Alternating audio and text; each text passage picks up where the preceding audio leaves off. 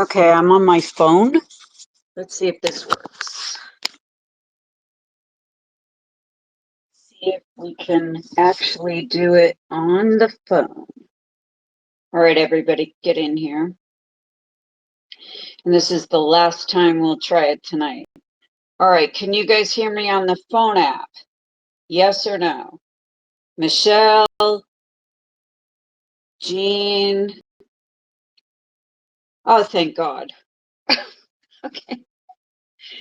So apparently the web app doesn't work anymore, so I'm just going to go ahead and do it on here. How's the volume?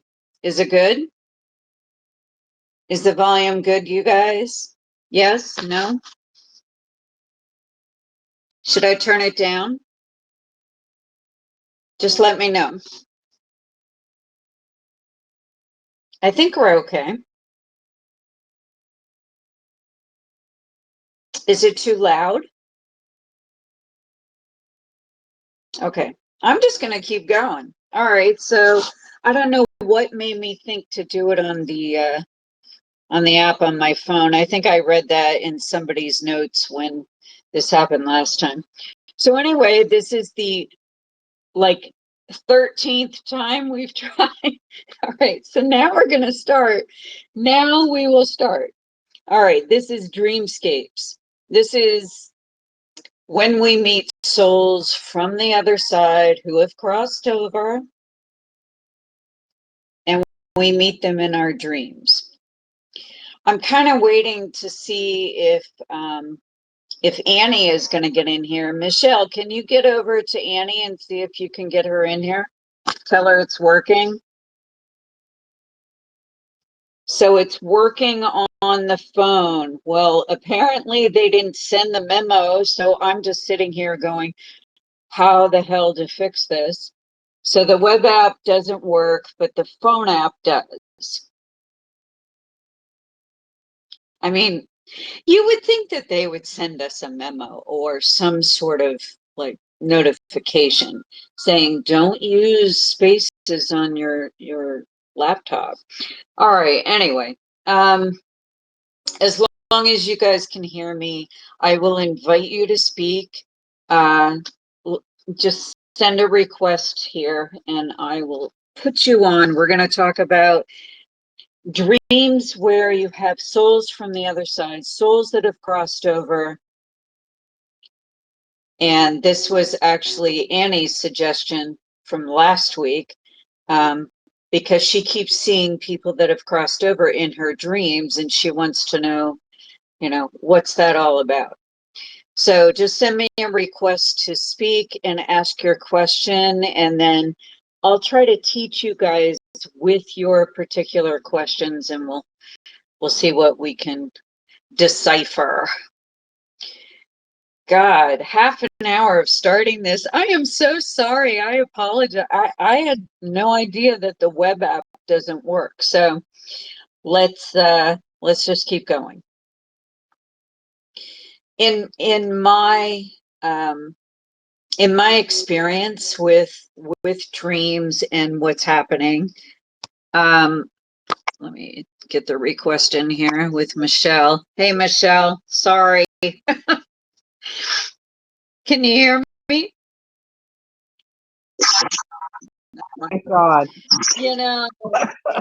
Like, do you think that Elon would have at least told us, okay, hey, you can't use it on the web app anymore. It's broken.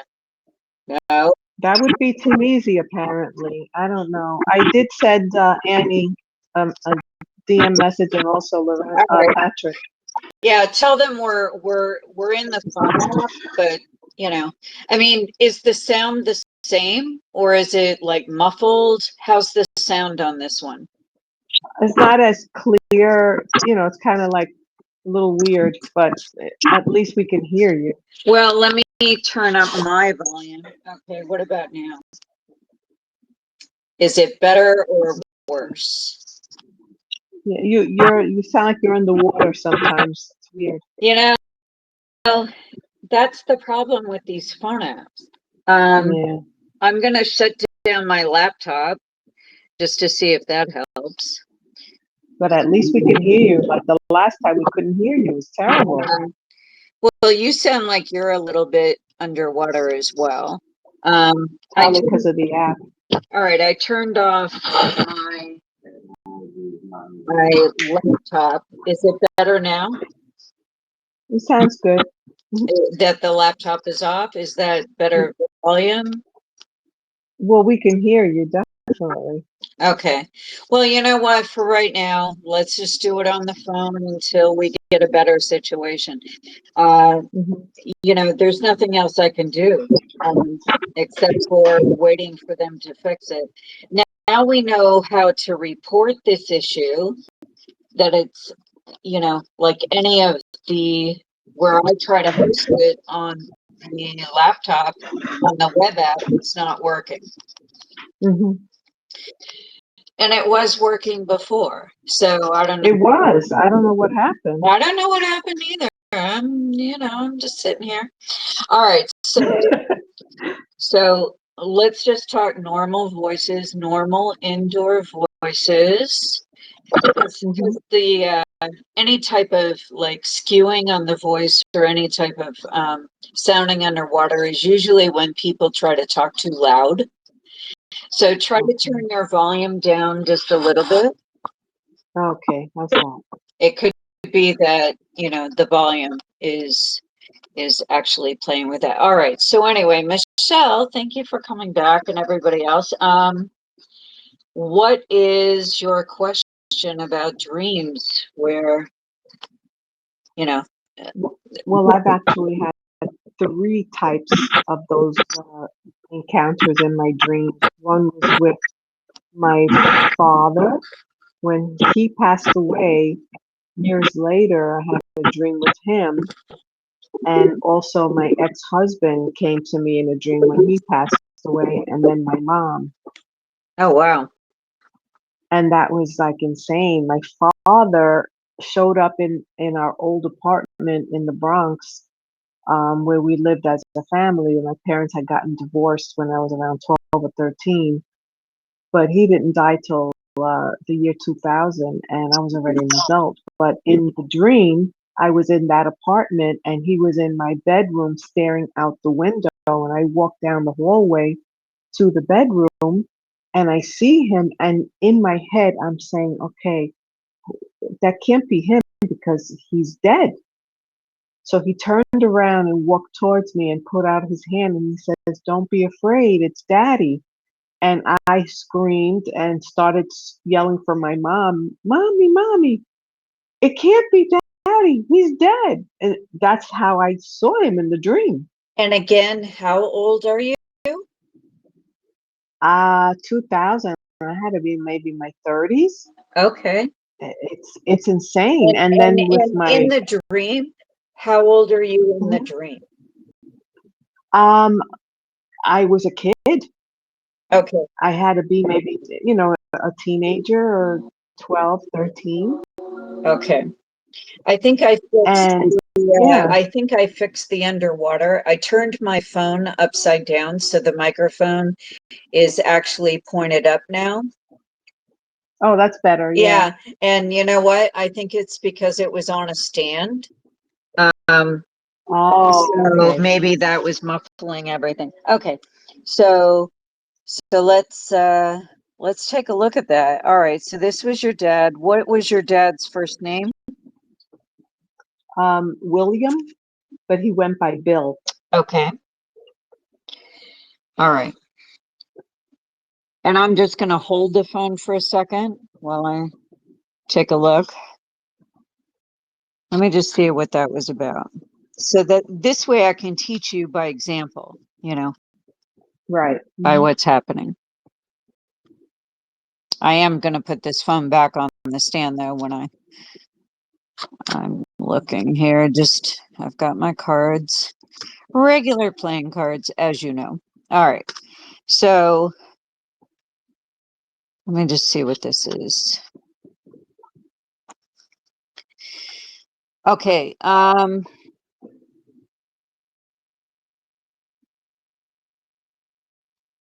Well, usually when the visitations happen and you are younger in the dream, it's Mm-hmm. because there's a part of your aura that needs to heal. Something Mm-hmm.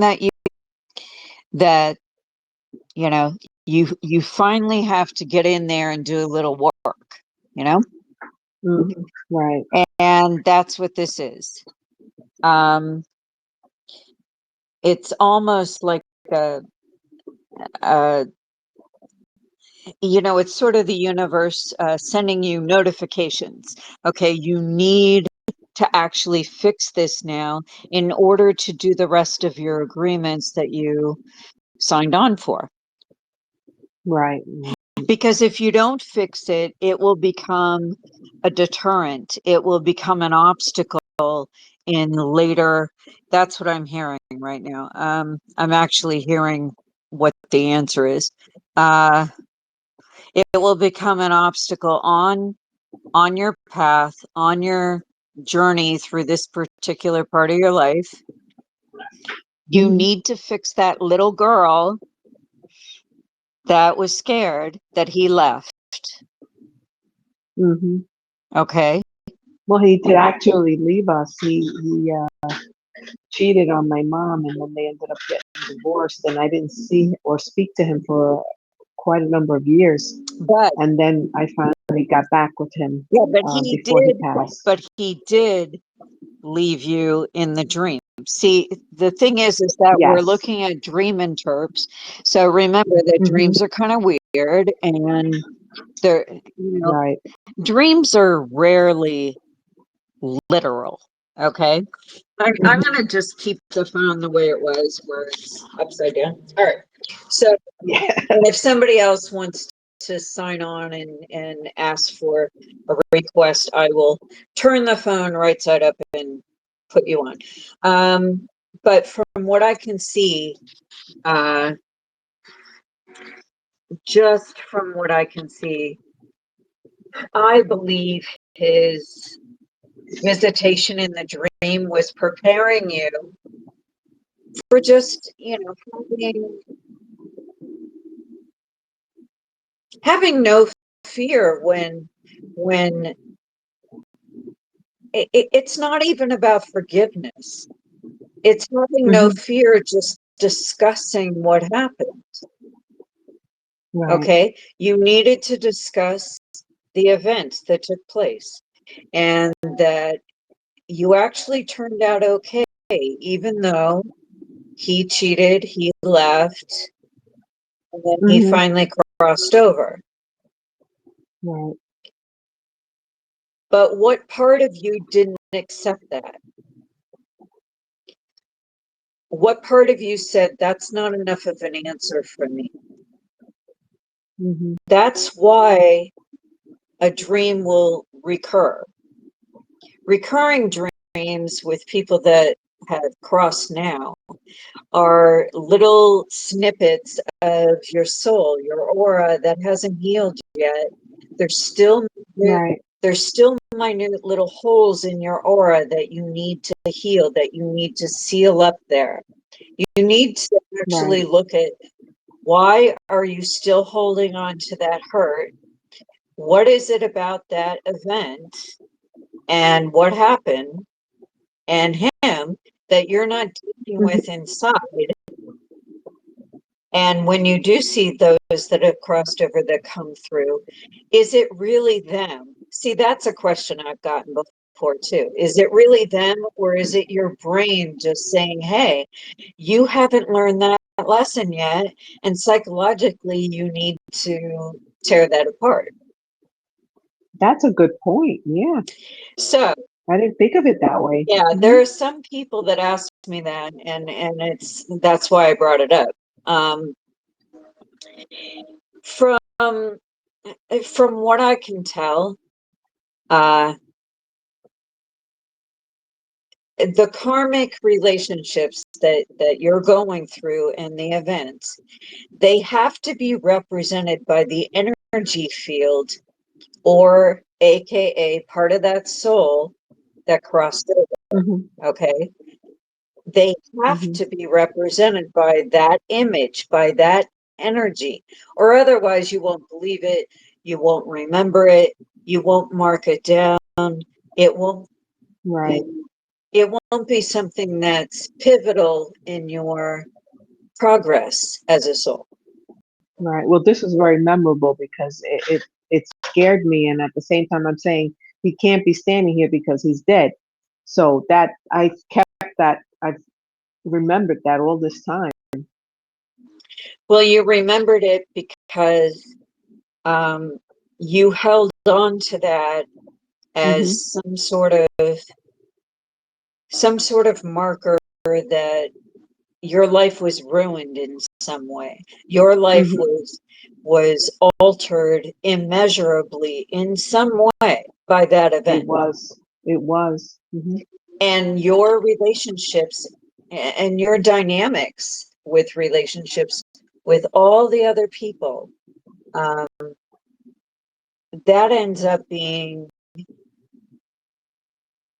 something that, it actually tarnished your relationships with other people as you carried on, as you grew older, Oh. Well, because I've got a doozy for you then. right, like you never actually dealt with it, so you put it away in the closet, you know, Hmm. and now you're asking about it. So, Hmm. So that was the very first one that I had gotten. The second one was my ex-husband, who was an alcoholic, and we got divorced. And when he passed away, he had many strokes and ended up with Alzheimer's. He died in 8 months. And when he died, like 2 weeks later, I was asleep, and our dog RJ, who also passed away, was in the bed with us with my current husband. And he sat up and looked to my right. And in the dream, my ex-husband appeared kneeling next to my side of the bed and looked down at me, and he was like glowing, and there was tears coming down his face, and all I kept hearing in my head was, "I'm so sorry, oh, I'm sorry, please forgive me." And then he was gone, and the dog acknowledged it. My husband realized it so when he said, so RJ sat up. so RJ said, Hmm. so hi Rick. Okay. She's Um, saying hi. hi Rick. Hey. So let me take a look at who's requesting to speak. Oh, it's Patrick. There's something weird with this app. Okay, so now I've got Patrick. You're queued up for whenever that is. All right, so let's continue though. So your question is, RJ the dog was able to see something Yes, he while the, acknowledged something was there. while the dream was going on. Yes.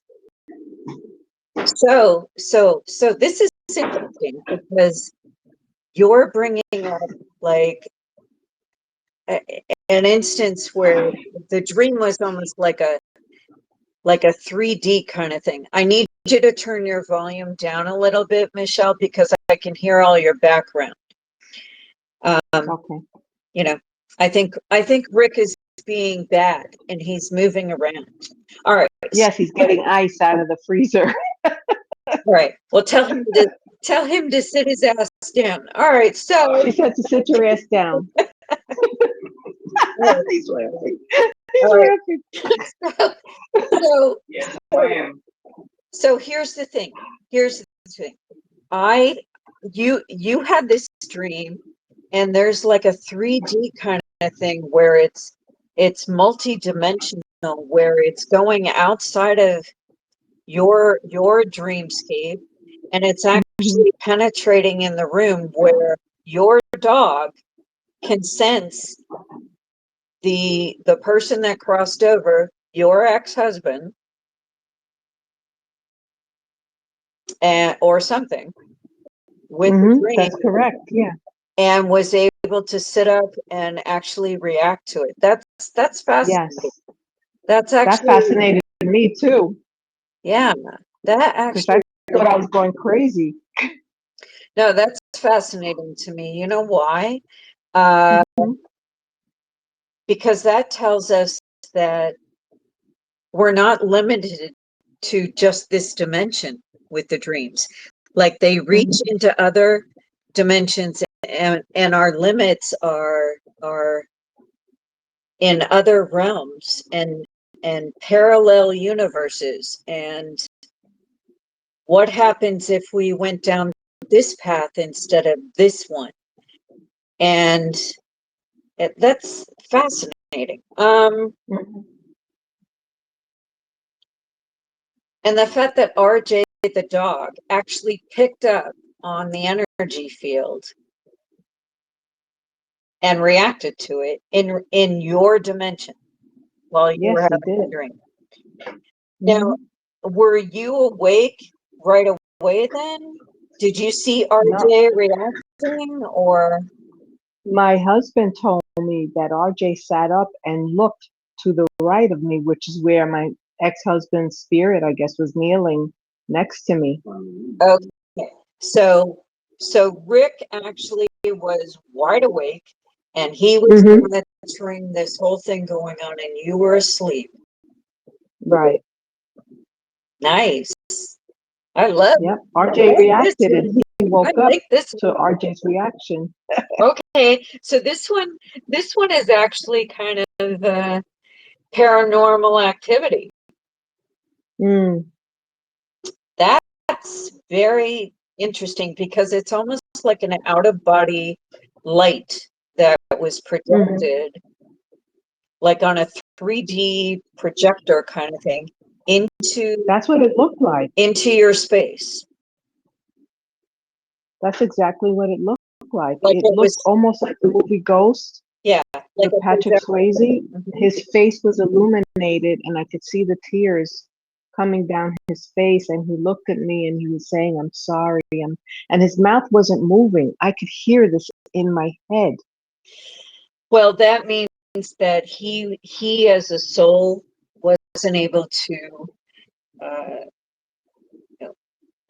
when you cross, you have certain abilities, and most souls have to learn how to navigate a physical realm again. Like they can't just Hmm. come back and knock something over on your table, right?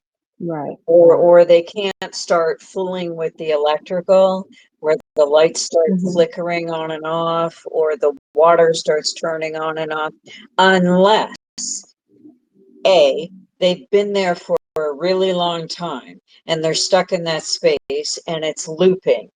And each time it loops, they gain more access to the physical world.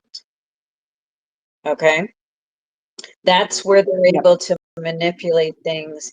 So he's not able to move his mouth, but he's able to Mm-mm. telepathically deliver that message to you through the dream, which is which is Yeah, which is great because you're very good at receiving. You know, you have, I heard it loud and clear. well, Hmm. and you're clairaudient to a degree, and so am I. I constantly, you know, am I more clairvoyant than I am clairaudient? I don't know because I hear a lot in my dreams. I would have to say I hear more than I see. Wow. I hear words, I hear dates, I hear names, I hear places. I'll hear those things and then I have to tell myself, okay, when you get up, write it down, or when you get up, email yourself. And that's what I do. I will email myself the information. I never remember. Half the time, I don't remember when I wake up. I It's gone out of my head. Well, if it's important, my higher self, the other part of my soul that is is anchored in in the astral plane, will Hmm. tell me, will actually prompt me to wake up right there and then. It doesn't matter how long I've been sleeping, whether it's been an hour or 6 hours. It doesn't matter. I have to wake up right when they tell me to wake up. And then I'm like, well, I guess I'm not sleeping today. So because I have a really hard time going back to bed once I'm up. So I just get up and Yeah. make coffee and do whatever. So I just get up and I go to bed earlier, the next night. But if it's a Right. message that's important, I am told ahead of time. And then I get up and I notate it right away before I do anything else. That's the first Well, thing I Carla, do. thank you. This is a lot of information, but I want other people to speak, so I'm just going to put Well, my mic no, off now. I want to hear your story. Okay. All right. But you see what I'm trying to get at? Like I'm trying to teach Yeah. you Mhm. these examples. Okay. So Patrick, I added you. Patrick. Good evening. Oh my God, it works on the app. And I actually turned my phone upside down so that the mic is like pointing upwards towards where my Wi-Fi signal is. Mm-hmm. So that way it doesn't sound like everybody's underwater. So it's on a stand, but I need my hands for my cards. So as long as you guys can hear me okay, I guess we found a fix, I know last week was a complete clusterfuck. Like it was just Michelle, Annie, and I just speaking to each other, and I'm like, Carla can't Hey, hear any of look, us. well, the good news is that you and Annie now have a relationship. Yeah, Yeah, yeah. yeah, you guys have a relationship now. Um, so And Michelle and I. yeah. So what's your question? Thanks for coming back, Ah, by the way, everybody. Oh my God, we found a fix though. See, that always happens. Like for some reason, I had no idea why all of a sudden I thought, well, let me turn off my laptop and turn on my phone and let's try it there. mm-hmm. So we found the fix for right now, and I'm just going to keep it like this. So, you know what? I always, always, always try to find a silver lining with this stuff Mm-hmm. because this is silver lining time. Because if we waited until Elon and his crew got back and fixed anything, It's probably gonna be a year from oh my now. God, it's going to be after World War III. I mean, there's going to be nothing left. The infrastructure and all the grids are Oh going to my be god. down. They're going to have to rebuild it from scratch before we even fix the spaces. But here we are. We fixed it and we started again. So let's just keep going. All right. So what's your question? Um, Sometimes when I do see past and former loved ones, Okay. it's like they're speaking, but I can't hear them. Ah, that's a good question because what that tells me is that you're like with Michelle, she's clairaudient to a degree, so she was able to hear them even though they didn't move their mouth. Mm-hmm. Okay, so in your case, this is something that we need to work on with you. You need to shut down your own voice in your own head long enough to allow another voice to come in. You're trying Okay. to, you're trying to control it too much, Patrick. That's what I'm picking up. You're trying to control the narrative because you're scared for some reason if you don't. Kinda, yeah. Yeah. Okay. So part of what I see with this is if just give yourself the visual prompt, or the suggestion that you are going to allow other voices to have the microphone. Mm-hmm. It's a simple suggestion, just like that. Very simple, but you're going to allow these other voices to have the microphone and to have a chance to speak. Because Mm-hmm. you speaking all the time, you don't have all the answers. Mm-mm. So no matter what they say, there's nothing to be afraid of. It's just information. It's just, even if they reveal something really horrible, at least you know, because knowledge is power. So you will have the data to start, navigating the situation, Mm-hmm. to manage whatever it is that they're going to tell you, whatever it is that they're going to reveal to you that you think is so horrible that you can't even hear it. Okay? You will be able to hear it. Yes. And it won't hurt you this time because you're going to prepare for that ahead. When you go to sleep, you tell the voices they are welcome to come, and that you will shut up for 1 minute. you will let them talk. Okay. Mm-hmm. Hopefully that made sense to you, but it's why you're not able to hear them, because you need to make space for them. And then some occasions, I do hear them loud and clear. And when you do, is it things that you're not afraid of? That's why you allowed it? It's more like they give me warnings. Oh, okay. Okay.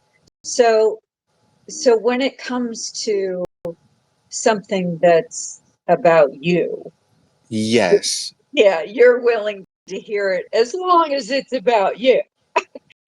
Well, they give me Okay. warnings No, I about know. me, but it's like if it's very severe, if that makes sense. And I have a very, very complex family dynamic, and that's just me sugarcoating it right now, right? Right. But it's just with certain individuals in my family, it's when they really, like my mother and my grandmother, but my grandmother does most of the talking. And it's funny because I do know a few readers here in Texas, and they're like, your grandmother's very prominent in your life, and especially in the afterlife. And I'm like, well, yeah, she was like my main reader in life before she passed, because my grandma was a curandera. Oh, nice. So she Um, was. Mm-hmm. Let me ask you this, though. Mm-hmm.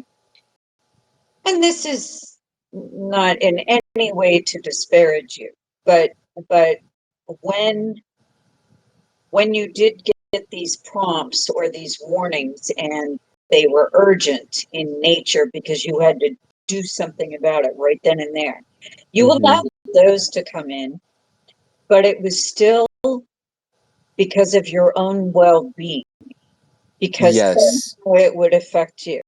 This is Mm-hmm. what I'm asking you, that to make a blanket rule that you will listen to all of the messages Mm-hmm. and not just the ones that apply to you. All of the messages, because all of these things are are intertwining and part of that matrix that makes up your family dynamic, which is, instead of you being able to crawl out of it like the adult that you are, you should be out of that by now. Come on, Patrick, you should be out of that by now. Yes, ma'am. Yeah? Mm-hmm. So I'm scolding you very gently, but I'm scolding you from over here going, hey, you might want to listen to some of the other stuff, because you know what? You'll find out that your family dynamic, this is what I'm hearing from them right now, Mm-hmm. it will actually improve greatly, exponentially, if you start helping them with something that's bothering them.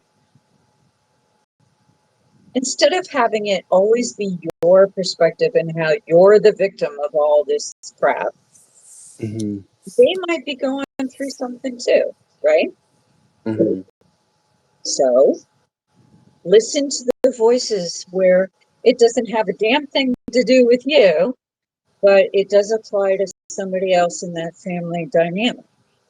Mm-hmm. And it'll be weird how that'll be the key to you unlocking a way out of this hell that you're in with your family. Mm-hmm. And this leads me to my next question. Yeah. How do I know if it's good or bad, like the spirit? Okay, that's pretty general. Because I have had a few encounters with a few, my grandma would call them mimics, Mhm. and she would just be like, why? And I'm like, I didn't know. Like, I really didn't know. I thought it was you or, like, one of my friends, but no. Um, she just told me something about, like, a shadow behind the mimic that I would automatically know. Okay. Like, if. Okay. All right. What I'm seeing is the answer to that question is complicated. So listen up. Okay. Mm-hmm. It's more about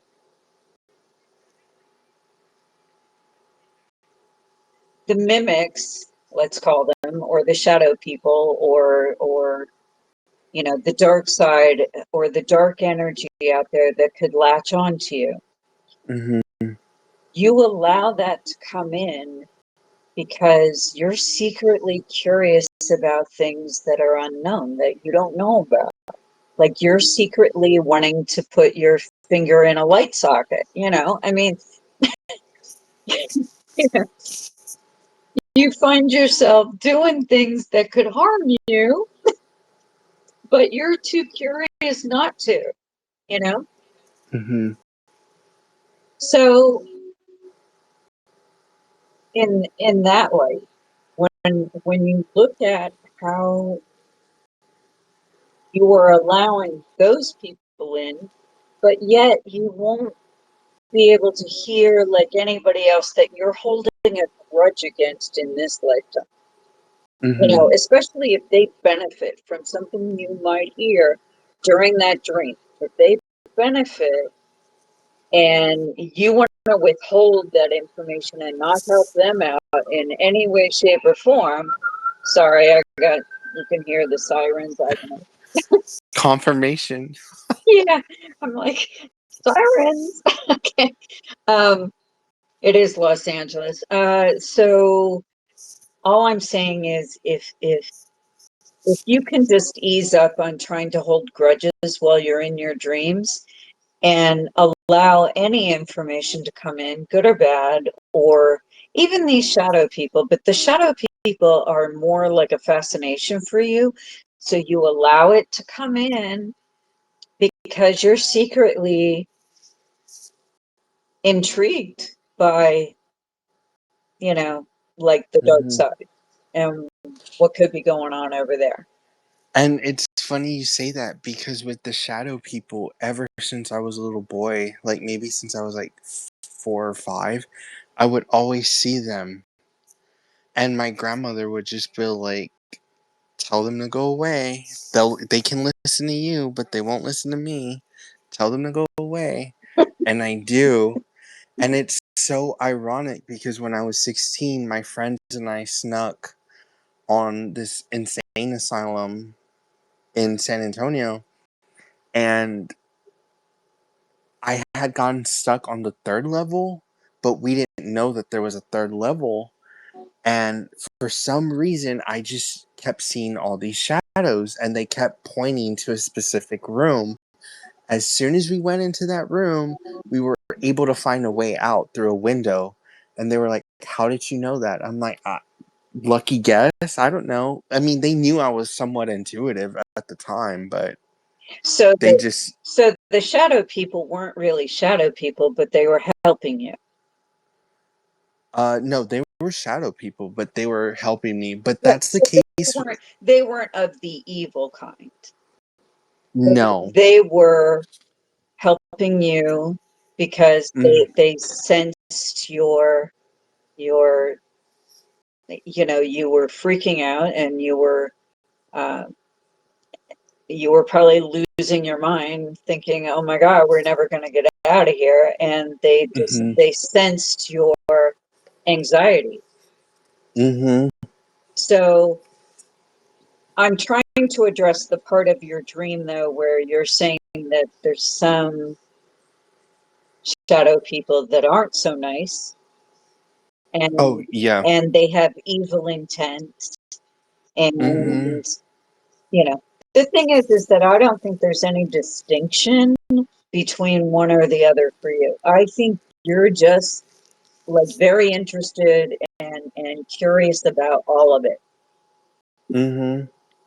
And I understand your grandmother. I understand from her, well, from her perspective and her generation, you know, she's like, oh, you've got to just get rid of all the bad, get rid of all the bad, you know, shut it down, don't talk to them.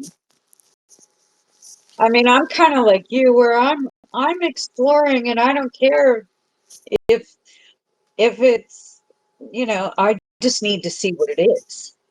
Mhm. So I don't really shut it down or tell it to go away. I need to know why they're there. And if I can help them move on, great. And then I Mhm. step in and I do something that's possibly dangerous for me, but I do it because I think it's like actually um, you know, part of my calling that I get in there and I'm not afraid. And I don't think you have any fear either, really, but I think you were told so many times when you were a little boy from your grandmother not to talk to them Mhm. that you just thought they were bad. Like I don't think spirits are inherently bad or good. I think they're acting out through a prism in this plane, in this earth plane, Mhm. and they have the potential to be good or bad. They have Mhm. both. It's the free will choices that define who they are when they exit. I don't think you're born bad. I don't think you're born a murderer. I think certain things happen with karmic events or karmic life events, you know, maybe the environment you're in, and then a murderer, you know, arises out of situations that are psychologically Mhm. twisted, you know, Mhm. but Absolutely. because their brain doesn't know any other way of processing that behavior or those instincts or those impulses. Their brain doesn't know how to get through life as a regular, normal person. Mhm. So they defer to this alter ego, this alter personality. And whether it's a split personality, most of the time it is, uh, you know, they can't help it. It's an impulse. They can't control it. So I Mhm. think each soul is born with a choice, you know, and how you react to each of the life lessons and the dynamics that are thrown at you, Mhm. you know. So that's just my thinking doing what I do. Um, I can't believe I'm just so happy we figured out how to work this thing. I mean, can I just stop right now and say I'm so happy we figured this out with the spaces? I'm just like so joyous right now that it's working. Last week, Annie and I were just like, I feel so bad for Carla. I'm like, I wonder if she's gonna be able to hear us. Well, here's the thing. I mean, obviously, this was either like a very, you know, like covert attempt on Elon's part to get us all on the app instead of on the web, you know. and trying to migrate all of us onto the app on our phones for whatever nefarious purpose he's got in mind, or I don't know what the reason is, but this is how we're going to continue until the other thing is fixed. I'm glad. So don't worry. I think this will work every time now. I just had to figure out how to put my phone so that we're all clear, the microphone is clear, and I just turn it upside down. Okay, I'm good.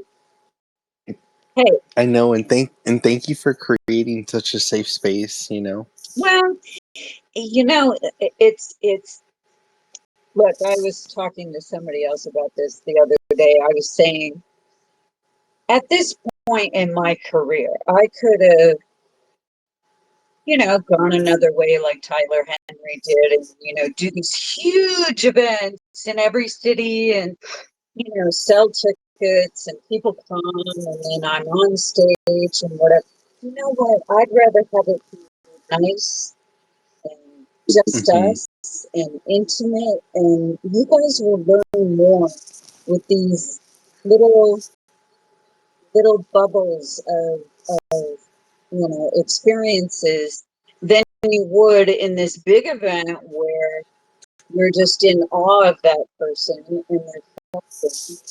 Or the other thing is, I could have written books about my experiences and all of my work on crime scenes and whatever. I mean, I still might one day. I still might do that, but this is, I think, in 2025, 2026 and beyond, I think it's technology now. I think information is going at such a super speed of light that we need to teach right there and then. And you guys can go to the podcast on YouTube or wherever and just pluck out what you need. Oh, yes, you did a podcast on that one night. And they go back in the library and they just pull it out when you need it. Instead of a book that's going to be sitting on your bookshelf, and you know damn well you're not going to read it. I mean, how many books have I not read? I have so many books on my bookshelf that are like old manuscripts and stuff. Am I ever going to physically read them? I don't know. Do I have time? Everything is so fast right now. It's like I need the information now. So I'm thinking of writing a book. I'd rather do this podcast, and look, I'm a person, like I said, that sees a silver lining with everything. There is a solution. I don't care how many times you throw something at me. I will figure it out. That's how I feel. And that's how I was on crime scenes too. It's like they're telling me, oh, no, you're wrong. It's not down that way. It's not what you're saying. And I said, oh, but it is. And why don't you go away while I go figure this out? And then they would come back and I'm like, hey, what's that over there? And then it was so funny, like when they would have this look on their face, like they said, how the hell did you get there? Like I remember on one of the episodes of Haunting Evidence, we were in the snow and I think it was in Virginia. And there was a rebar sticking out of the snow. But I wasn't shown that rebar because I could see where, they actually marked it with a rebar in the ground where the person died. And so they were testing you? Yeah, which I didn't like. So I hate to be tested. You know what? You want to get the best out of me? Just let me do my thing. Just let me do this because I'm good. That's what they would do to my grandmother as well. Yeah. Just let me go out there.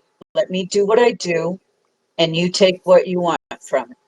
But I remember this rebar thing, and I remembered they told Patrick on the show, Patrick, the ghost hunter guy.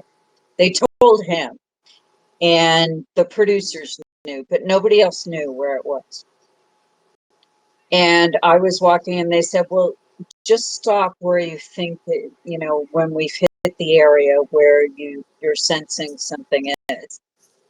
I literally stopped within like 2 feet of this rebar in the snow. There was like a foot of snow on the ground. Mm-hmm. So you couldn't see it. I literally, and they were all just freaking out. They said it's under the snow, and here it is. So if you'll let me do my thing, you get the best out of me. If you try to impede my progress because you think you know better and you're giving me instructions, or you're trying to test me, or you're trying to trip me up with your skeptic nonsense, it's like, you know what? I don't have time for that. So all I'm saying is, if you want to get the best out of somebody, don't force it. Don't Mm-hmm. force it to be the way that you want it to be. Anyway, so we went off on a tangent, as we do here. So do you understand what I mean, though, about dark energies? Like, Yes. I think your grandmother like hyped it up a little bit. I don't think dark energies are coming to get you in the night. I think she came from the generation of psychics or mediums that, they all believe that. Yeah. Like, oh, you're gonna have like this this and it was the age of curses, like everybody Mm-hmm. was cursed. Or the evil eye. The That's evil very eye. that's very big here in San Antonio. And you know what? It's not that I'm laughing at it. I mean, every generation has their sick, and every generation is defined by certain things with paranormal. Mm-hmm. But I've never really subscribed to that whole evil eye thing, Mm-hmm. because you know what? I'm like, bring it. You know what? Just come right in front of me. Give me what you got, and we'll talk about it. Because I just don't have time to be scared about it. If Mm-hmm. I'm placed in a situation, I have to get out of that situation. Mm-hmm. So I don't have time to let my fear take over. Now, the thing with me is that I usually have a delayed reaction to things. So, like, as soon as it's all over, that's when I fall apart and I'm crying in the trailer. That's when those are the parts you guys don't see when that happens. But I will, I'll experience all of it after it's all over. And I'll usually do it by and I either start crying or I just start pacing. I would pace a lot. Like I would just be pacing back. So I would just start doing stuff. I would start cleaning. I didn't know what else to do. But I think it's generational with some of that stuff. So again, if it feels wrong when you're hearing it, even if it's your grandmother, you know, Mm-hmm. because she grew up believing that, of course. But I think you wanted to explore. Mm-hmm. So no shade on the grandmother. Okay, no Oh shade. no, of course. Of course. We like her because she took care of you. So, but I'm just saying that,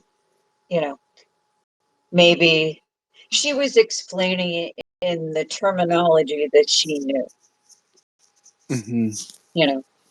I mean, that's why I tried to study all religions, or at least have a good working knowledge of all religions or belief systems because, you know, you could say something to someone and they have no idea what you're talking about unless you shape it to their belief. So that would happen. What other questions did you have about like dreams where people come in that have crossed over?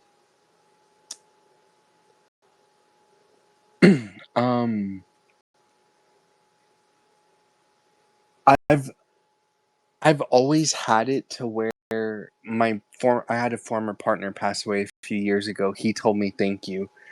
They all, and by all I mean my mother, my grandmother, my former partner, my aunt, my great aunts, my great uncles, friends.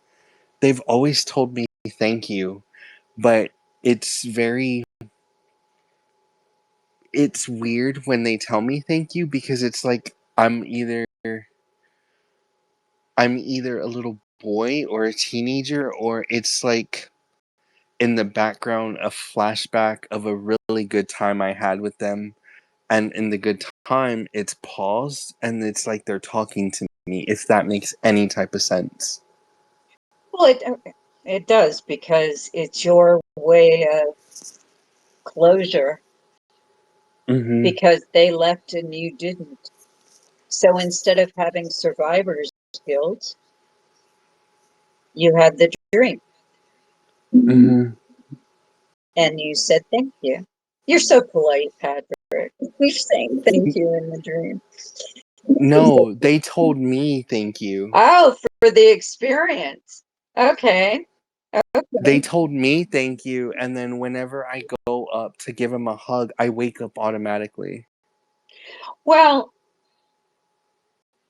it's the same thing except switched. You know, that in the dream they're saying thank you for those memories that if you weren't there, they would not be able to have. Okay. Sorry, I misunderstood what you were saying. So Oh no.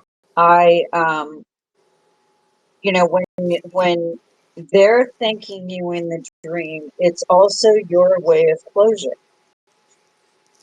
That's what you gain from it. That's your takeaway. When you wake up right away, by the way, remember when I told you I get all my messages and then I'm told to wake up right away? Yes. That right there is an indicator of you'll remember the dream. If you're told to wake up right away after you get that information or that event happens in the dream, I have yet to see myself or someone else not remember what they were dreaming if they wake up right away then. That's the key to remembering your dreams, by the way. Wake up right away. Force yourself to wake up right away. Whether you're being prompted to by spirit and they're saying, hey, wake up now and record this, you know, make a note of what happened. Remember this dream, you know, the only way you're going to, that's why all of my prophetic dreams, I'd say 99% of them, a lot of them were with the election 2020 and whatever. And like every time I've looked at like World War III, Civil War II, those things, all of those dreams where there were prophecies in them always happened right before I woke up in the morning. Dream at night. It was the last dream I had right before I woke up. So try to stagger your dreams where the last one is the one you remember. It's been a minute since any of the deceased have visited me. Well, I think that's not a cause for concern. Oh no, not at all. You know? But it's been a minute since they visited me. On a few rare occasions, my friend that passed away when we were both 20, he's visited me and he's told me like he's in a better place, and I just told him like, I miss you and I hope you're well, and gives me like little reminders and motivation for life and everything. What was his first name? Eddie?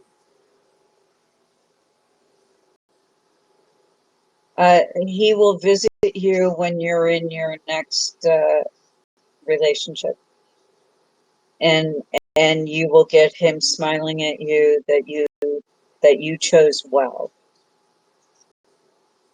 Huh. Thank you. He will Yeah. actually he will come in. The other person won't see him, but he will come in, and this will be during the day.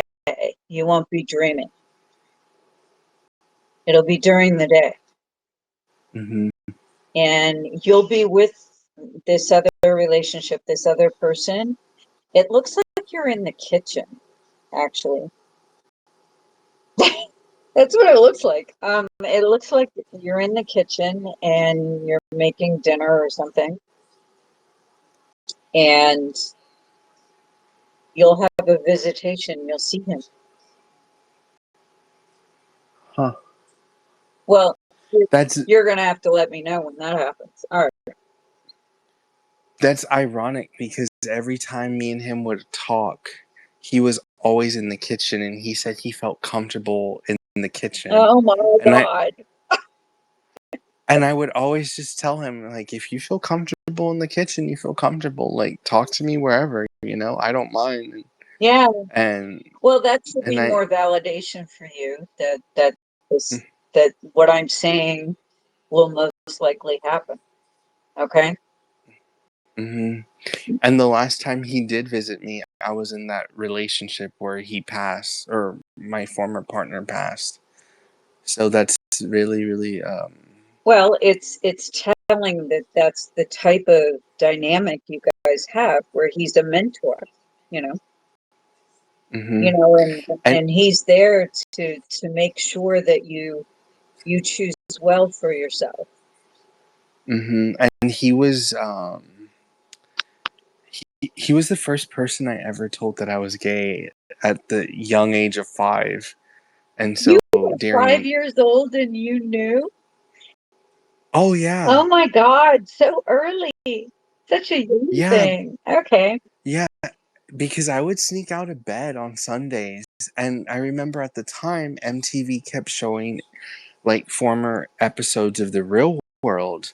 And I remember I saw one episode of Pedro Zamora's season, which was San Francisco, Mm.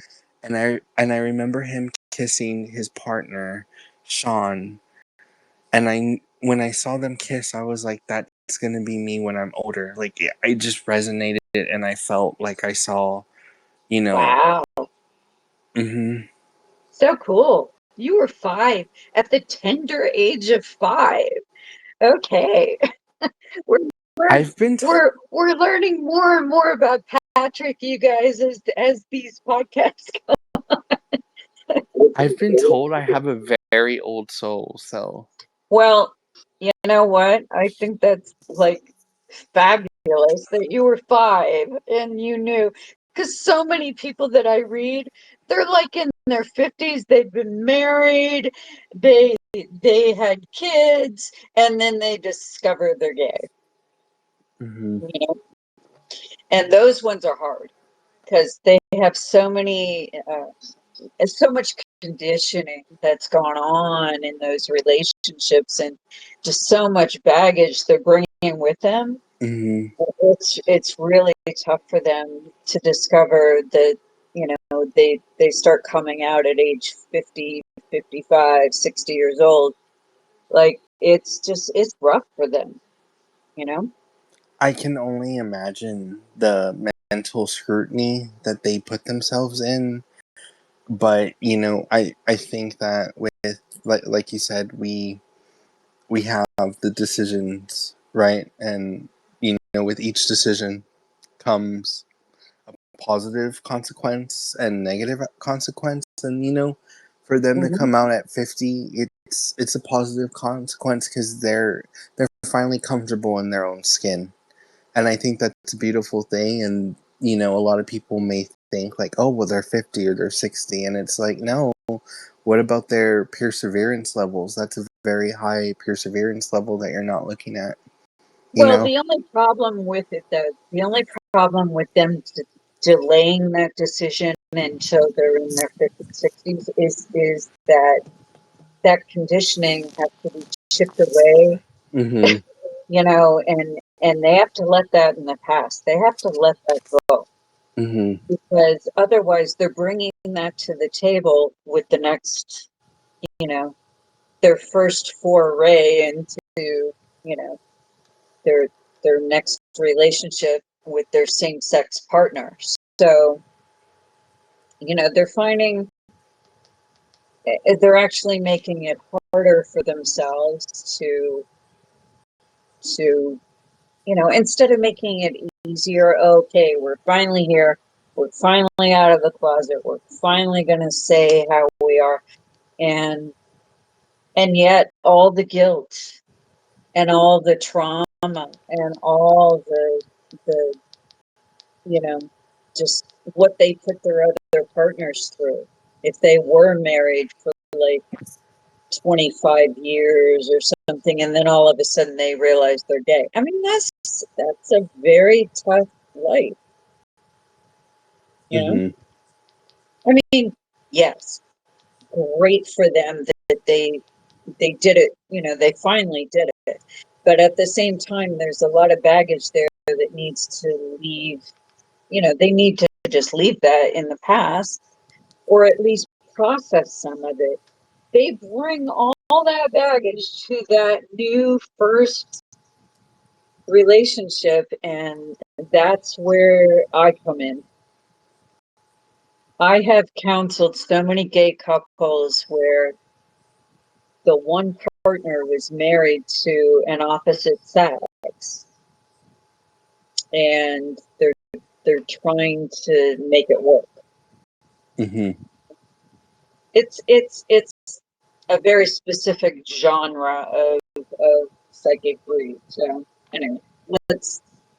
But these are interesting stories. All right, so we segued again. Annie, I see you made it on here. Oh my God, Annie joined us. Annie, do you want to talk on here? Just send me a request and I'll get you on. Um, let's see if I have to turn my phone the other way around so I can actually see who's on here.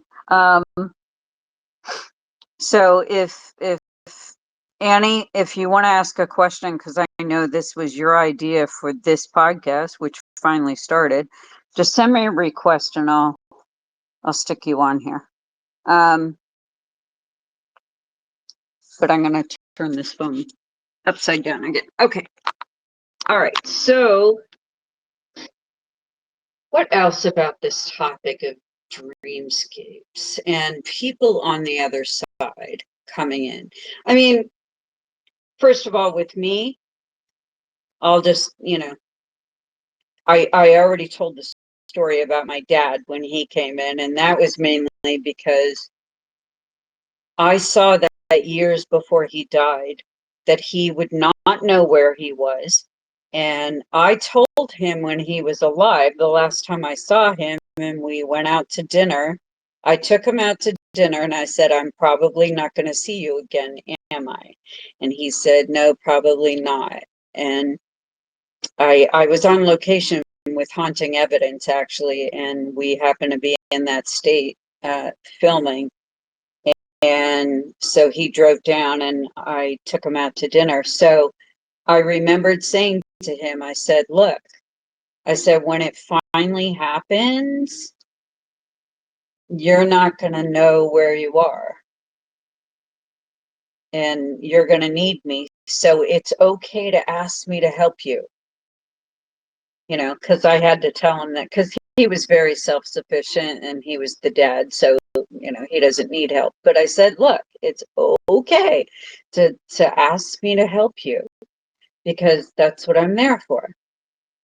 And you won't know where you are. And for 3 days, he didn't know where he was and he thought he was sleeping. So, you know, all right, let me see who's requesting here. All right. So we have, there she is, Annie. Hey, Annie. All right, Annie, are you there? Hi, can you hear me? I can hear you. We finally figured out how to make this not happen again. Oh, good. I'm on my phone app, and apparently the web app is the problem. The web app That's is broken. Like it's that's weird because when we first started doing these spaces, I would, be on my computer I and I had to and switch to my phone like all of all of a month my ago. all of my original ones are on the web app. Mm-hmm. This is something new when they reconfigured something over there. They did something with the API because when I tried to upload it to my main platform over at Spotify, Mm-hmm. Spotify for creators, she told me she actually owns the app and where I upload this, and she and I talked, and I said, "What's the story with it?" She said, she goes, "Twitter rarely changes their API, but she said they just did something. So Mm-hmm. that's why all of a sudden we started having problems in the past month." Wow. So I remember I have a mostly photographic memory. So I remembered reading somewhere when I was trying to figure this out last week. I remembered reading somebody's post in some sort of forum somewhere. Uh, they were saying that they got on with the web app. Mm-hmm. And I thought, well, maybe that's the problem. Maybe the web app is just broken. So Yeah. I all of a sudden got that idea. Thank God, because we figured out the solution. I'm just really Yeah. happy. I'm always Yeah. happy. Like that was like a happy accident that happened, because I wouldn't have figured this out for probably years and years. I would have been sitting here every Friday night, and I probably would have, you know, done away with myself. I don't know. I was getting to the point where talking to them and reporting the problem, Mm-hmm. but the problem is the web app. It's they when they did the new API, it didn't roll out to the web app version yet. Oh, okay. You know That's so what? weird. Remember when Twitter first rolled out this new thing when Elon bought it? The, Yeah, kind the, of. the phone apps got it first, and then the web app was the last one to get it, Oh, because okay. they're all trying to get us on our phones Mm-hmm. for some evil purpose. I'm not really Who sure. knows? But anyway, Nobody uses their yeah. computer anymore, I guess. Well, we figured it out, and this is the way forward for all the rest of them until further notice. So at least I know how to do it. I turn my phone upside down so the microphone is up at the top and pointing towards the sky and towards my Wi-Fi signals. So everything is good to go. All right. So Oh, so that's good. you're the reason we're doing this tonight. So I'm so happy you showed up for it. Um, Yeah, yeah. I actually had fallen asleep, but I got here. I think it was like 10:15 ish that I managed to get on. So and I was glad that you guys were still going yeah. or like not toward the end, and I've been able to listen for a while. But yeah, I kind of when you told the story last week about your dad and in the dream and whatnot was what kind of piqued my interest in just wanting to hear more about like kind of not only your experiences but like everybody in general experiences that people have had with that kind of thing. I personally I've had like dreams of ones who've like passed away and whatnot, but what I always found interesting is that, like, in the dreams, um whenever I would like realize I was, dreaming, and not in like a lucid way, but just kind of like, I've the dream would be like blurry, and then at some point in the dream interacting with, whoever it is, um it would be like I'd forgotten that they'd died. So I would, suddenly say something like, Ah, "Wait, aren't you gone? Like, aren't yeah. you, you know?" And then, like, I would remember that kind of interaction, and then maybe a little bit after that, and then I wouldn't remember anything else from the dream. So, it was always, Well, it let me it let me makes me feel like. let me comment on that part before you move on to your question. But Mhm, when you see people in your dream and they're very much alive, that's an indicator of how it actually is, because your energy, your soul is alive. Just because we're in these bodies, these physical bodies for this particular plane that we decided to play all this out, this is theater here. So this is the mhm, costume that we are wearing, or these bodies that we have, and the hair and the eyes and the any wonderful things about the body, and like if we have any type of uh you know handicap that comes with the body, that's also a life lesson. But when you're in the dream, a lot of times those handicaps disappear. Or if that person was sick or ill or whatever, usually they will appear as the age that they most felt like themselves. mhm, When you right, have photographic evidence of ghosts or spirits, they will appear at the age where they felt most like themselves, where they were most comfortable with who they are.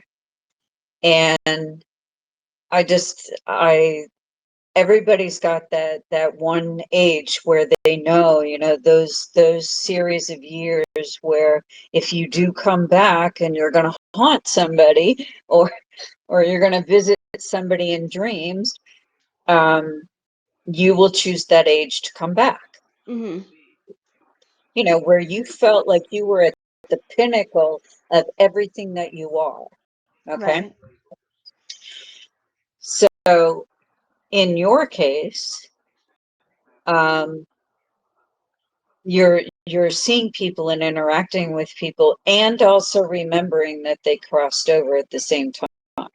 mhm, A lot of times people in dreams don't make that association that it's somebody that crossed over. They remember it afterwards, mhm, but not inside the dream itself. yeah. And I've always felt like it was weird because I would love to, be able to lucid dream, but I've never been, able to do that. But it's like the only times where I'll like be in a dream interacting with somebody and realize that like they're not supposed to be there. Um, but it's Why? like No, no, no. Why? well, Why are they? I'm going to teach through example here. So why are they not supposed to be there? well, What rule book are you getting this out of? That they aren't? Of course they're supposed well, to be there. just There's my a purpose. understanding of like I think I'm dreaming, I'm just having a dream of my life and they're in it, but they're dead. So like they're not supposed They're to be there, in the 3D space that I'm but in. that doesn't mean that they're not there. It just means that they just don't have that body anymore. But their Mhm. spirit, their soul is still there. I I talk to my grandparents who crossed over every single morning. When I'm making my bed, Mhm. I talk to both of them, and I talk to my dad. Those three people, that trio of people, that triad, I am talking to them every Mhm. single morning. And Yeah. they're as real there as they were when they were alive, Mhm. because I made them that way. Right. And they have helped me. I mean, I remember one time I like fell in here, and I can tell you for an absolute fact it was my grandfather catching me and lifting me to the floor, because Wow. I seriously could have broken my neck the way that I fell. Oh my God. You know, I wasn't paying attention. I was doing something else, and I slipped, Oh no. and I could have broken my neck very easily the way that I fell, because I fell sort of, I didn't fall. I fell in such a way that only 1 in a million times could fall that way. Right. And I felt someone lifting me backwards. Like I Mhm. felt somebody lifting me. So Mhm. there are times where they will show up, and the more you make them real, the more potent the message will be that they're trying to convey to you. Okay. Mhm. Yeah.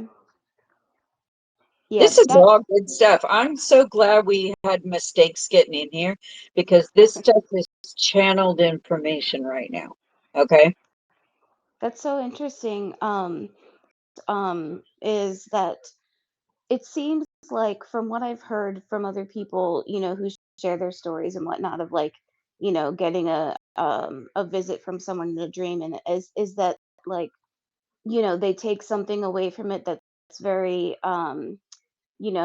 obviously a message or obviously some kind of, experience. Whereas I don't feel like it's ever been like that for me. It feels just like that these people are just like just kind of popping up randomly like for a visit, but it's like, like a random, thing where it's like, well, nice to see you, and it's not like anything profound, if that makes sense. But it feels like it's real because I don't know how to explain it, just does. Um Well, so I guess that was the other part of my question too, is that like, is that like a thing that happens? Is that like, that they will come visit you for no real reason, or am I missing the reason? ah, profound question. Okay. So just just from my sense, when I'm doing dream interpretation inside people's private sessions, Mhm, what I've noticed is, number one, there's always a reason for that energy to come through. mhm, One of the reasons is because you would not listen to it unless it came in that form. mhm, That person, that person saying it or being there, that mhm, energy being there triggers something inside you, whether it's a bad trigger or a good trigger. It's something that will trigger it, and you mhm, will actually do a little work on yourself, or take notes on a future event that's coming up where you take action on something that you normally wouldn't have taken action on. mhm, So a warning of some sort. mhm, So instead of thinking, you're not supposed to be here, you're dead. Like, don't think that. mhm, Say, what do you want to tell me? Like try to interact in your dream and try to purposely say that in the dream. mhm, Why are you here? What do you need to tell me? mhm. Okay. Stop your dream. Stop your dream, like control the dream. This is where, you're at the con, you're controlling this. Mhm. You can actually get in your dream and ask that question. Okay. Why are you here? Is it just a visit, or do you need to say something to me? Mhm. Sometimes they're just trying it out Right. to see to see if you see them. They're new to the whole thing. They haven't quite learned how to navigate all the different astral planes, you know. They don't know what they're doing yet, but they're just trying it out. Yeah. So they show up, and you know, and you see them. Mhm. So acknowledge that you see them, especially because you recognize that they're not supposed to be in that scene, Mhm. and say, "Hey, how are you? So what do you need to know? Like what is it that you're here for, or you need to tell me?" Mhm. Ask the question, you'll receive the answer. Okay. No, I'm serious. Ask the No, question. I'm sorry. I'm absorbing. I know. But Yeah. doesn't that make sense? Like if you ask the Yeah, question, yeah. they will It does it makes sense in a really like um uh profound yet very simple way where it's like, well, just ask. And I'm like, I don't know why I never thought of um, well, you usually know, people try, but yeah. you know, I have found that the simplest answers are usually the best ones. Mhm. You know, we've complicated ourselves so much with all the technology and all the nonsense. We always think it's going to be this complex series of answers when the Mhm. simplest answer was the psychic answer. That was the one where it fits, it syncs up, Mhm. it lines up with what it needs to be. So Right. so you may not have been aware that you can get in your dream and actually control some of that. Yeah.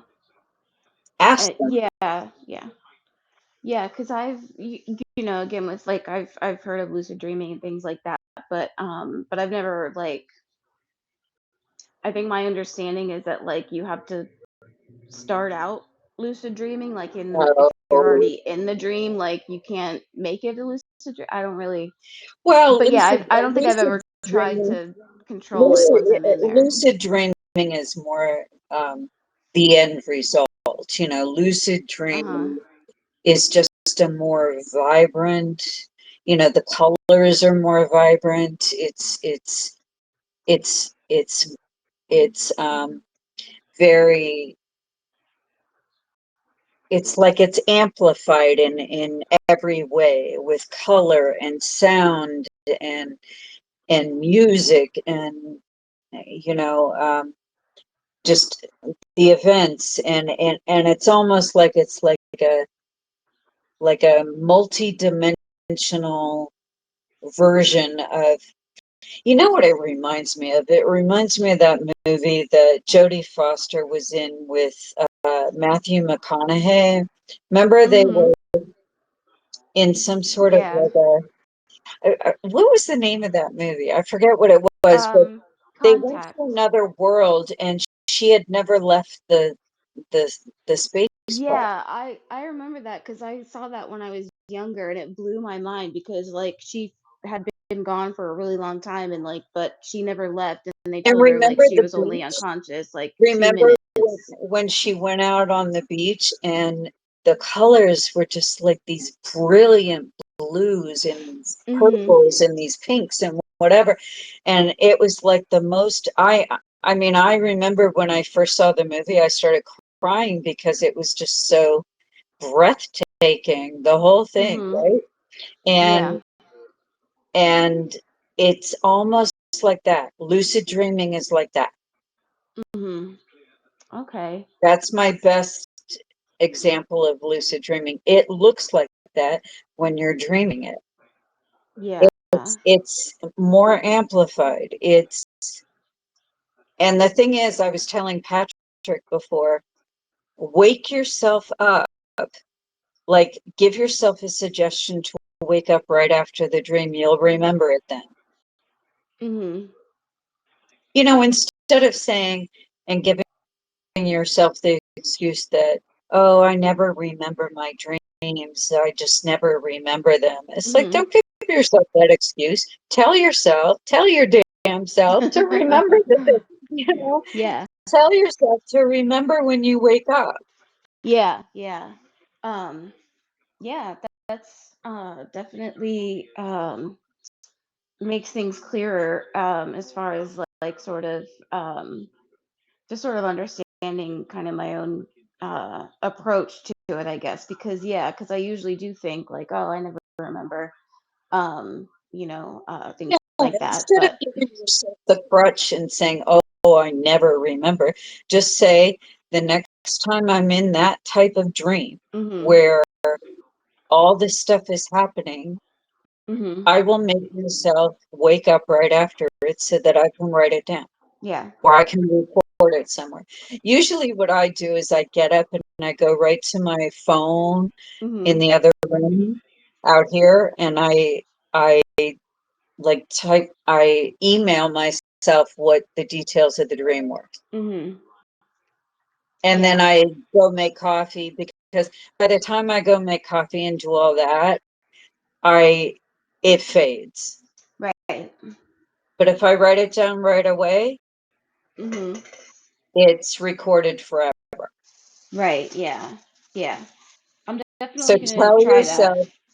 tell yourself, give yourself that strong suggestion in the dream to wake up right after you're having that part of the dream. And like I said, mine always happen right before I wake up in the morning. I never have those prophecy dreams first thing. Mhm, right, You know, they're always at the end of the night, early in the morning, you know. r- right, Usually yeah, usually like right before I have to go pee, right? So like right, yeah. I find myself like having this dream and I'm like, oh damn, I have to pee, but I have to remember the dream. Quick. Right, yeah, yeah. So there's so much going on, right? Mhm. Yeah, I So definitely, that makes sense to me.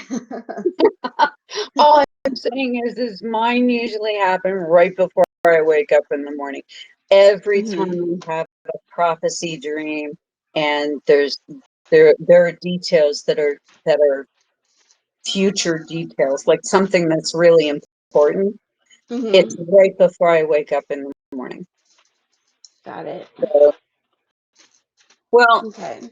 I just think we covered a lot today. Like, how long have we gone? I can't even see. Because my phone's upside down. Let's see. We started half an hour late, so about an hour and a half. All right, so uh, I can take more questions if somebody has a question, because we're getting on some good stuff. Um, do you have any additional questions, Miss Sandy? Um, no, I don't think so. I think that was pretty straightforwardly kind of what I needed to hear in order to apply it into, just the intention for the next time that I have that dream. So I'm gonna do that, and then I'll update you Well, if and update it. let You you know know, what happens. just go on YouTube or whatever, or and put it in the comments that happened, and maybe we'll do like a part two. You know, of this Yeah, yeah, particular definitely. dreamscape thing. So, Yeah. all right. And So thank you again. you're welcome. And thanks for suggesting and coming back like about 10 million times until I figured out the solution was the phone app. Okay. So Thanks. you're welcome. All right. So anybody else have a question about like dreams on this nature? Like what's going on? You had a dream, you still can't make sense of it. You don't know what's happening. If anybody has a question about, all the weird things we've been talking about, just ask it now.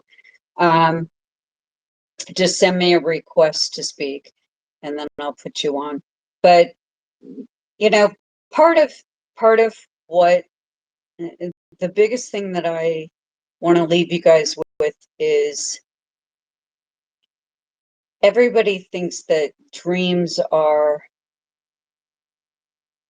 I I think dreams are actually essential to being alive because it connects us to all the other planes where the rest of our energy is stored, in the universe. I think it's like that cord, that silver cord that's connecting us to that other side. And I think when we stop dreaming, we've crossed over. So I think dreams are, just as important. So like, if you're going to get a piece of furniture, make sure that your mattress in your bed is, because you're going to be spending half your life in it, and it's important stuff because that's where you're working out a lot of these things is in your dream state.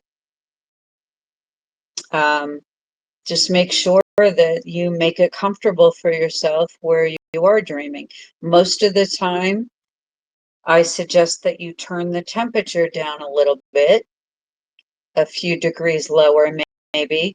If you're tossing and turning all night, take the temperature down and just put another cover on your bed. You'll sleep better and deeper.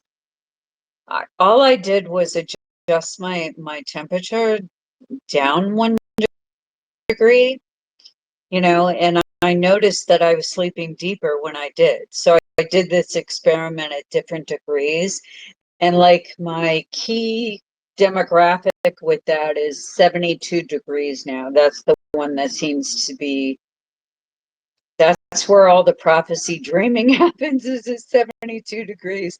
So I just make sure if it's either the heat or the air conditioning that it is at 72 degrees. So that's my perfect one. Everybody has a perfect temperature for how they're going to, get to sleep and get into the deep dreaming. You need to get into deep dreaming in order to have these lucid type dreams where you're going to remember them. Okay. Carla? So, yeah. Hi, I just meant to tell you also that when I dreamt with my Michelle. mom, Okay, yes, Michelle. Okay. she when she passed, I had been really, really sad and missing her, and she came to me in a dream. I heard her in the middle of the night. I was like, I got up and I said, "Mom, is that you?" I got out of bed in the dream and I walked into the hallway and I saw her standing with her back to my mirrored closet, staring into the kitchen.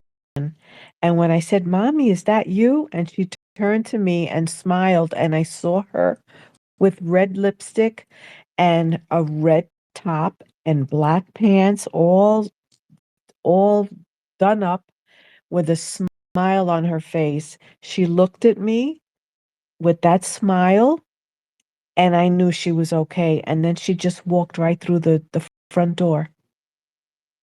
Huh. She didn't have to say a word.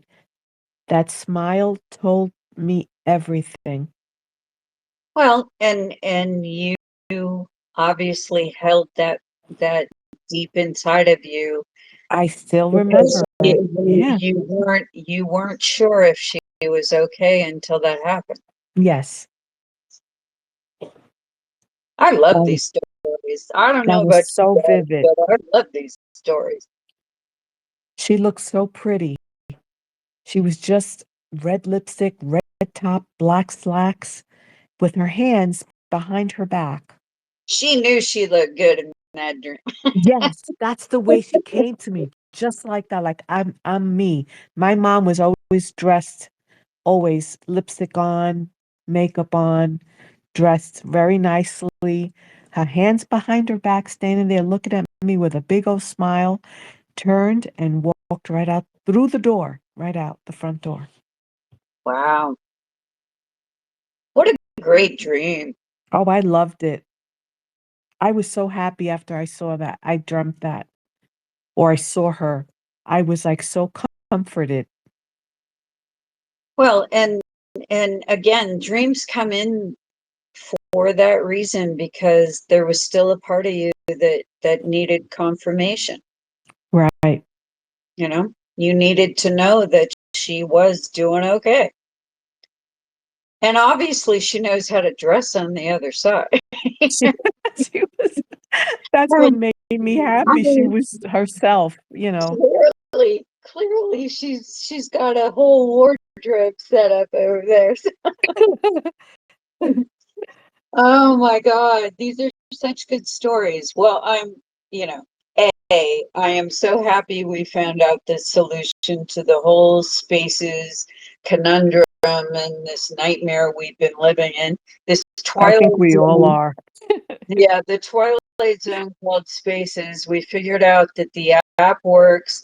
I will turn my phone upside down like it is now, where the microphone is pointed towards the ceiling and my Wi-Fi signal. And we figured it out. You know, wouldn't it be nice? Because wouldn't it just be nice if they actually told us and we didn't have to figure this out on our own? But I'm happy for that. I'm happy for the stories that we got into, and a lot of, you can tell that that's how I like to teach. I like to teach by using your personal examples, so that way you'll remember it more. You'll know what to do with it. You know, using abstract examples of things, I, I, I just never have thought of that as a very effective way of teaching, you know? So anyway, we did good tonight, guys. We found out the solution and we had a bunch of great stories. So I am going to sign off. I'm going to get this up on the platforms, and this is how we're going to do it every single time now. And we're no longer underwater. Yay! I'm so happy. I mean, I'm sitting here, I'm actually smiling. I'm so like joyous that we found out how to fix this.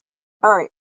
Anyway, I appreciate you guys all coming back with all your stories. I know you were excited to talk about this topic. And next week will be Black Friday, but I have an appointment that day. So we're going to do the podcast on Saturday afternoon, like late afternoon, evening.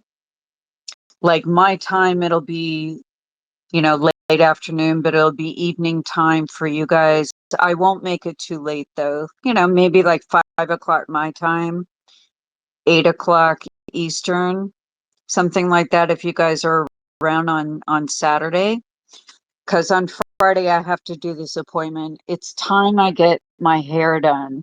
Seriously, and it was it was the only day that she only does it on Friday and Saturday. So like, you know, to I have to go in there on Friday and get these platinum locks to do what they need to do with my little dark low lights.